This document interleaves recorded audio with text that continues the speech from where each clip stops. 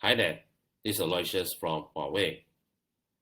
In this session, I'm going to share with you a zero trust approach as the way in ensuring effective security in the digital workplace of tomorrow.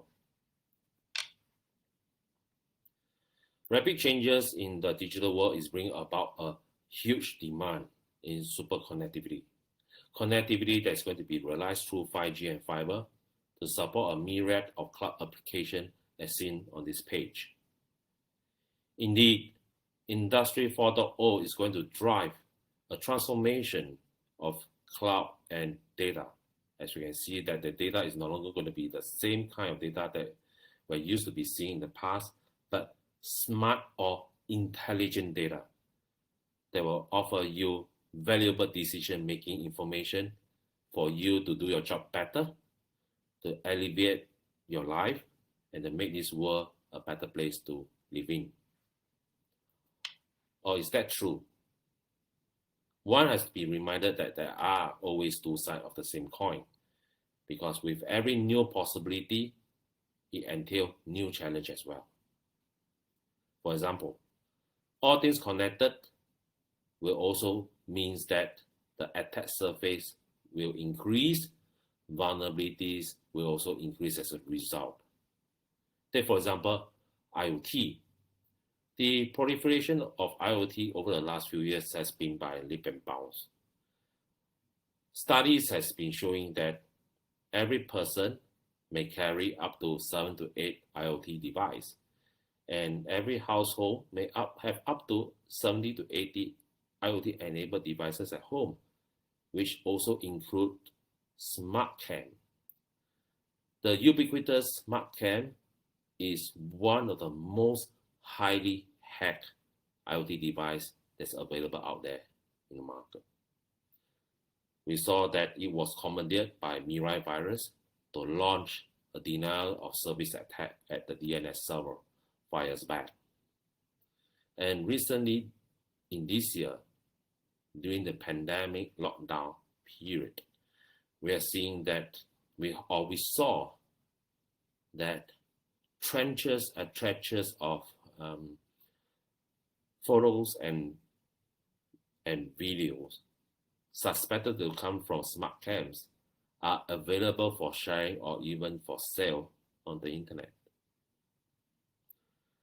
So, yes, all things are connected, but we have to deal with this increased attack surface, increased vulnerability that, even today, webcam is still being hacked despite the fact that it has been hacked for 5 years.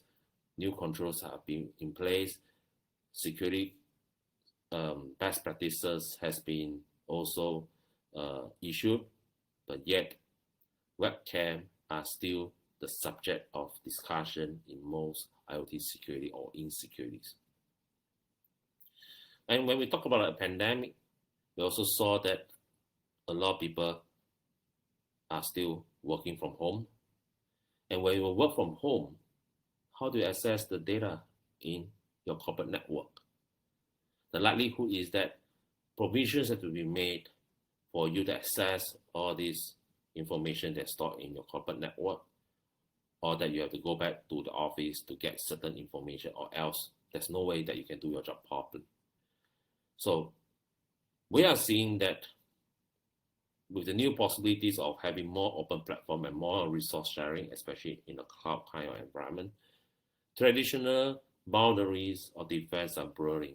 The traditional brick and mortar of a corporate office is no longer an effective gauge on how you design your perimeter defense for your corporate network. The corporate network is likely to be extended to the home of the employee, extended to the corporate network of your partners, your contractors, as well as your supplier, or even to the homes of the employees of these partners, suppliers, and contractors. So how are you going to secure the information flow between these different parties? That's food for thought. And don't forget, I mentioned earlier that the data is likely to be smart, it's likely to be intelligent. Right? AI-infused information in the data, if it's leaked, will also imply greater harm that could be done. Some of the information could be information overdose. So with new possibilities, there will always be new challenges that comes with it. So at Huawei, we attempt to solve this problem using a zero trust approach, where using the zero trust approach, we will build security through innovation. Innovation through experience, innovation through the process and technology that we could tap on to build solution and control for security. And before we talk about adopting a zero trust approach, one key assumption that we need to take is that any computing environment at the start cannot be trusted. They are unclean. In zero trust approach, you're assuming that your basic steps is unsecure. So when you move from your n equals 0 to establish your n equals 1, you have to build that basis first step to build that platform that you will be standing, okay, in a seas of uncertainty.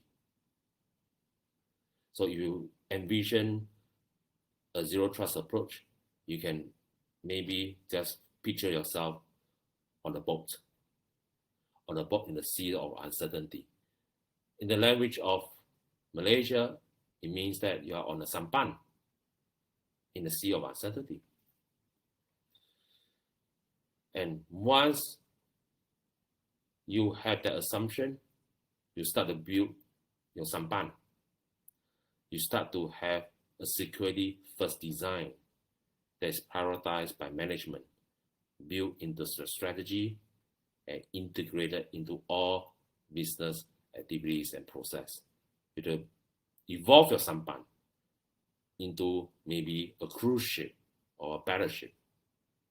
And how do you do that is that you need a senior management endorsement. You need to have a senior management sponsor that will be able to help you push for security to be embedded, to be baked into your security, to be baked into your strategy right from the beginning. All projects will start or will not start without considering security first. In Huawei, we are very lucky because Mr. Ren Zhengfei, our founder, believed that cybersecurity and privacy protection are our top priorities. In fact, he goes on record to say that cybersecurity and privacy protection should never be outweighed by the consideration of commercial interest. In fact, Mr. John Southwark, our global group security and privacy officer, which is my boss, okay, he said that we are the most open and transparent and scrutinized company in the world. Our processes, our approach to security through a zero trust approach set a high bar of standard that no one few can match, right? So this is something that with that strong endorsement by management that will develop this into a value system or even be your corporate culture are key for you to start building up your sampan, your little boat, into something that's bigger and more sturdy. Your cruise ship and your battleship depends on having security baked in right from day one. And that is the basis of zero trust. In Huawei, we always practice ABC in zero trust. We assume nothing, we believe no one, and we check everything. Perimeter defense is no longer sufficient. You need to be a dynamic defense in depth, starting with the first basic step, which is the security strategy. That's baked into your corporate core strategy or your core of your corporate, your DNA of corporate. And teaching perimeter defense for defense in depth is nothing new. In 2003, Jericho Forums, led by David Lacy, I believe that he was the chief security officer for Royal Mail at that time, together with other eminent CIO and CSO in UK, come together and that advocated for deperimeterization. They believe that perimeter defense is overrated, and an over-reliance on perimeter defense is actually the beginning of downfall for any company. Because the moment that hard outer core is compromised, your inners are soft.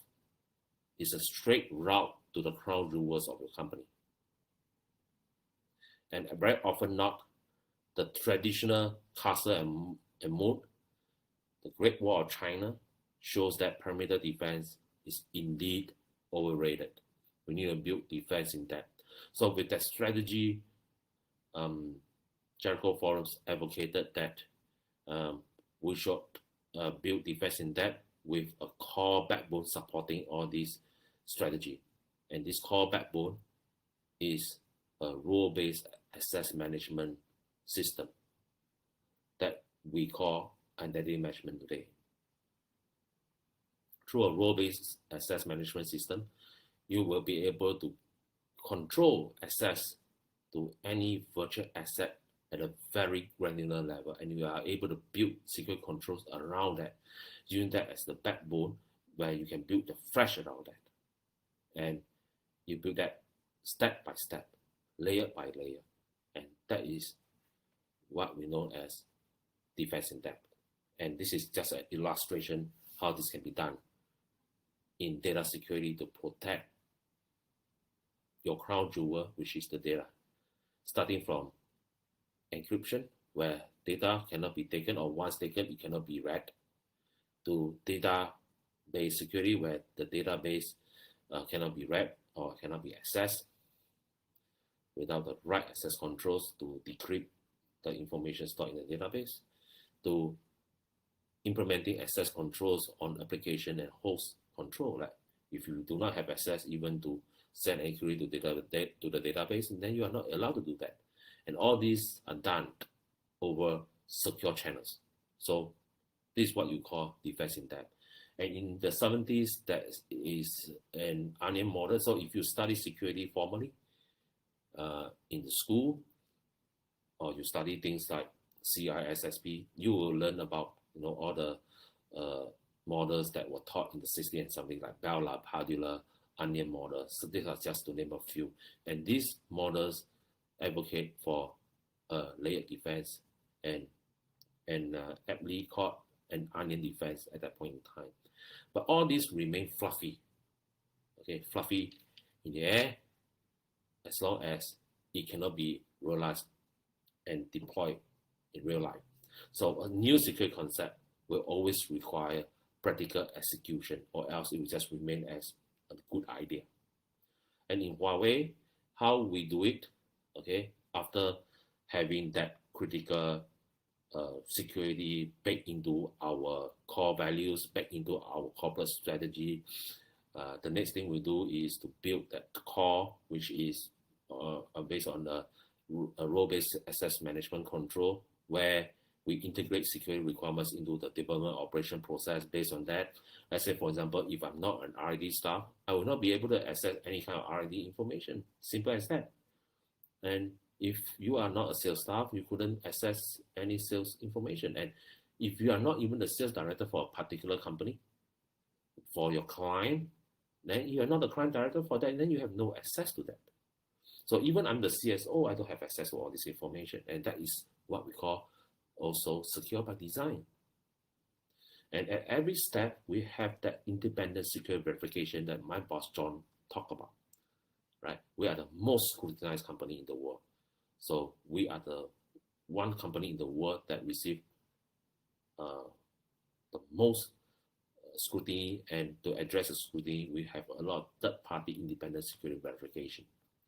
We built verification center in the United Kingdom. We built a transparency center in Brussels.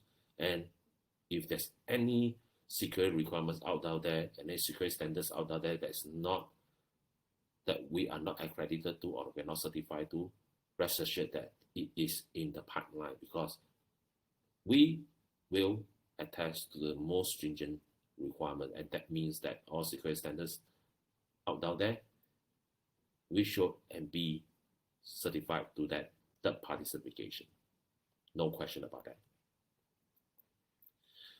So once you have all this security first strategy, you start to build that end-to-end supply chain security, okay? And slowly you move it from department to department, function to function. From, for example, procurement, you look at procurement and supply management to secure manufacturing and logistics, then to deployment and maintenance, and during the whole time, you make sure that hardware and software are traceable, right? So from the procurement side, from the supplier side, you buy the parts, right? Then you bring the parts to the manufacturing, to the plant, where your R&D, results of the R&D, okay, the process and technology will bind down there, and magic will flow. While magic flow and is created, the factory itself has to be implemented in the way that every part of the process is verifiable, traceable, as well as able to extend that not only from the factory but to the warehouse. And that's what we mean by secure manufacturing and logistics. And from a warehouse, okay, you build processes in the product that will prevent it from being tampered with through tamper evidence and tamper resistance controls that are implemented on the product themselves. So from the warehouse, you deliver it to your customer, and then deploy only equipment that are not non-tampered with the seal and the tamper evidence seal and intact, and evidence shows that there's no tainting or tampering of the products. And then even as we deploy, we still do a test to make sure that and verify that the products that we deliver on the ground are indeed safe and secure. And as we do maintenance, okay, the right to maintain it, the right to access it, had to be granted from time to time, and only valid for that particular time that maintenance is required. Right? It's not a blanket issuance of rights that we can come back 2-3 years later and still have the right. No, it is for that purpose, for that time period, and on a right to have basis. So this entire supply chain security is how we built, layer by layer security that allow us to ensure that our products and services that is delivered to the customer are safe and secure. And if I share with you a customer case on end-to-end layer security for 5G, and why 5G is because 5G is probably one of the most talked about technology today that is also at the same time designed ground up using a zero trust approach. Yes, 5G was designed using a zero trust approach, 5G security standards. So from Huawei perspective, we look at how we're going to deliver our 5G core network, our 5G RAN, and then all the nodes on the ground. Okay, so we always look at it right from the hardware security all the way to the software, right? Hardware, we look at it at the device layers, looking at things like whether the core network that we built, okay, and the appliances that we have controls that are recommended under the 3GPP security assurance requirement, and that they are enabled. Actually, in a lot of time, a lot of telco providers, um, even before 5G time, there are controls in place that will reduce the possibility of being hacked. Like for example, fake base station, um, interception of subscriber ID so that you can masquerade the subscriber. There are controls in place that will reduce the risk. Okay? But even before 5G time, a lot of providers never activate these controls. And when it comes to 5G, some providers are not advised in the right way and did not activate these controls. At Huawei, we believe that these controls are essential requirement and they are enabled by default. Things like subscriber ID, we enable it to enhance privacy. Unified authentication was activated to prevent masquerading of base station and to prevent your data from being attacked in a man-in-the-middle attack. And we have better air interface to make sure that we take care of not only confidentiality but integrity. And we also implemented a stronger cryptography requirement. And when we look at the RAN, 5G RAN deployment, we built it. We built the cloud application that support the RAN application from scratch, ground up. So it is truly an E2E security, where we build security ground from device layer to the app layer. So I talked about this earlier, that our process is end-to-end. So if you look at this diagram over here, it actually represents the Huawei vision of forging native resilience of equipment and solution and building a comprehensive 5G security capabilities through deployment and operation security. So at the equipment solution layer, we already make sure that the security requirements and the R&D process are trustworthy. The entire process of development, we employ a DevSecOps approach to make sure that security is built into the development and operation process. How you manage the code base, how you transfer rights, how you do versioning control, and how do you do the testing of the security control, whether are they effective at every checkpoint. We employ a vulnerability management system. We employ professional service security testers to look at that, even at the equipment and solution security level. So we are guided by the principle of identification, prevention, detection, and response and recovery of any vulnerabilities through a managed process that we could always measure the outcome. And that is what we call how we bind all the technology and process together. And the same thing goes when we do deployment. We look at user endpoint, traffic, and app and data. We look at how we design and do the zone segmentation for the RAN, for example. We do in-depth defense. We look at set up security operating centers to manage any threat information that comes through.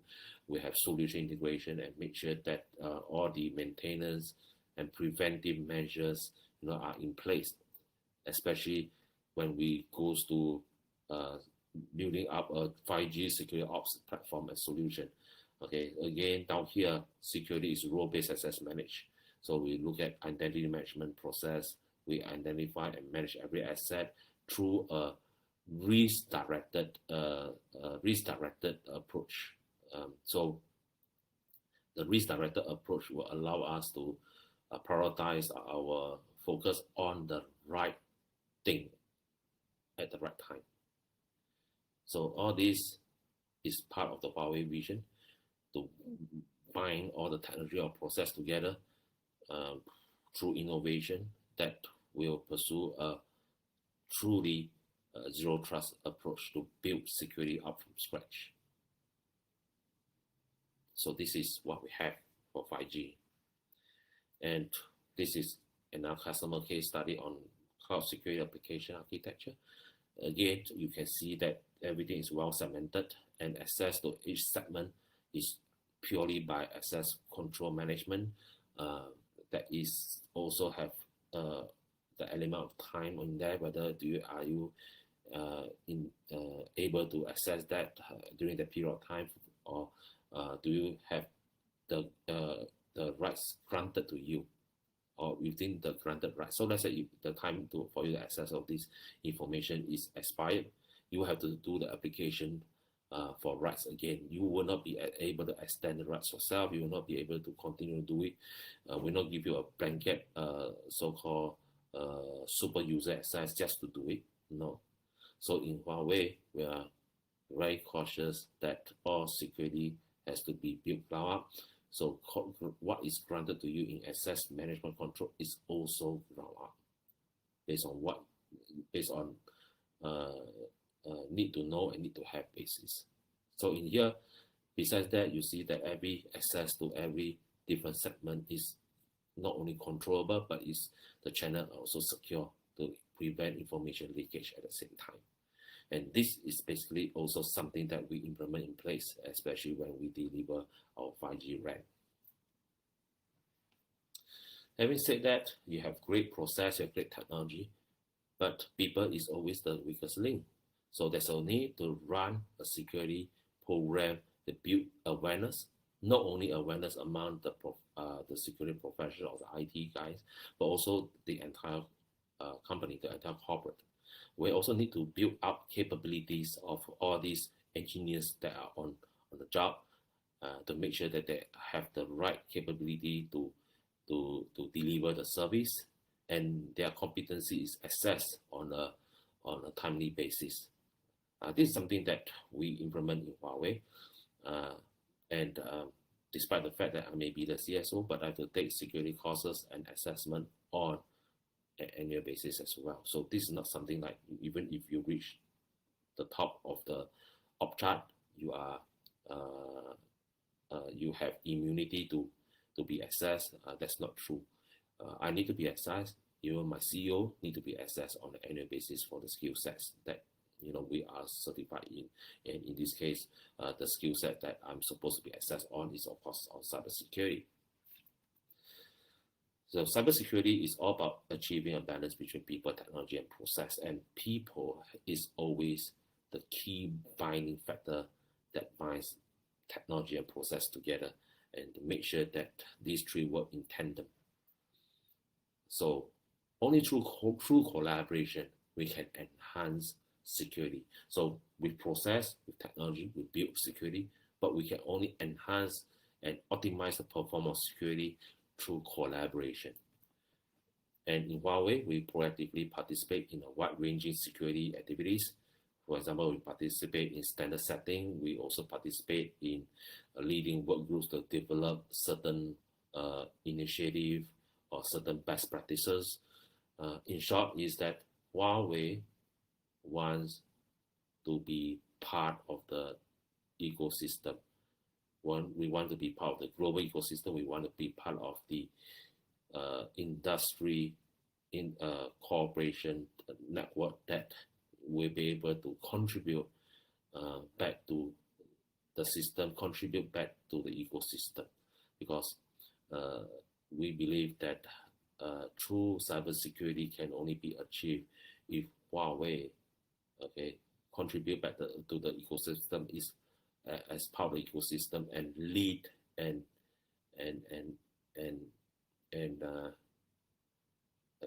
improve the ecosystem as a result through continuous interaction with the people and improving the status of security step by step.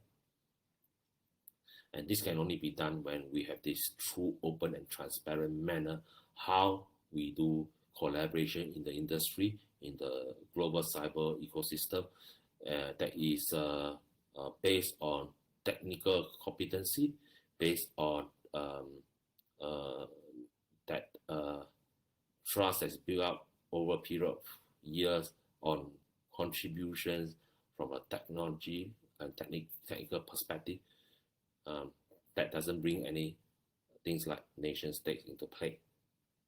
So, for example, right, in 5G network security, Huawei contribution to 3GPP SA3, which is security WG, is significant. We are the top contributor to 5G network security with over 1,600 security proposals, where 791 of them have been accepted.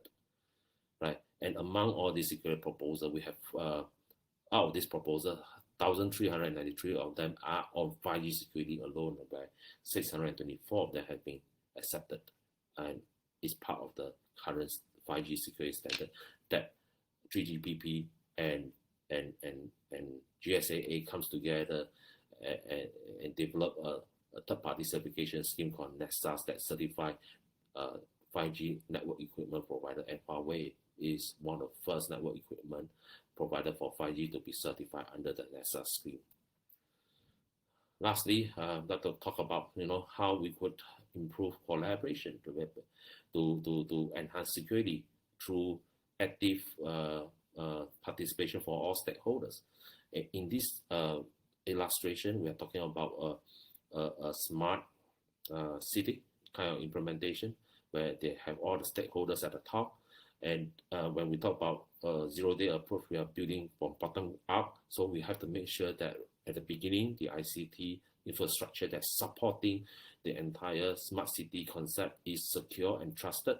And we build up from there, and then develop a threat intelligence system from having a coordinated feeder from all the stakeholders in a information sharing and analysis platform, that we could augment the platform with technology through cloud and through AI, where AI-based self-learning threat detection will be able to detect with accuracy up to 99% from passive response to proactive, that will turn passive response to proactive defense, and reduces the threat response time as a result, and therefore saving up to 80% of the security OEM costs. And according to Ponemon Institute, slow response is actually the Achilles heel for any security implementation for companies, where it actually accounts for 40% higher costs. So through intelligence by collaboration, we can reduce these costs and up to 80%. And that can only be done through collaboration. And collaboration is nothing new. Information sharing is nothing new. The Black Hats have been doing that for years.